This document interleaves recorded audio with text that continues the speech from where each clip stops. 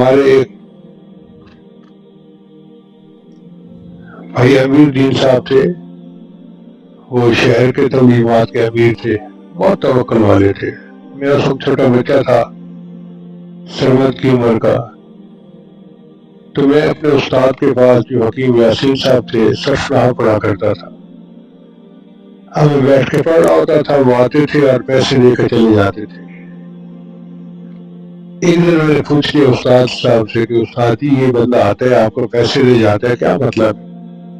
اس نے کہا یہ بیمار ہوتا ہے اور یہ کہتا ہے کہ شفا تو مجھے اللہ نے دینی ہے، یہ میرے پیسے لے لو اور جو غریب تمہارے پاس آئے اس کو مفت میں دوائی دے دینا، مجھے بغیر دوائی کے اللہ شفا دے دے گا۔ اس دنیا میں ایسے توکل والے لوگ بھی ہوتے ہیں، وہ دوائی نہیں کھاتے تھے۔ اس کا یہ مطلب نہیں کہ ہم دوائی نہ کھائیں، نہیں، ہم نے کھانا ہے، کیونکہ ہم نے پہلے اسباب اختیار کرنے ہیں پھر دعا کرنی ہے۔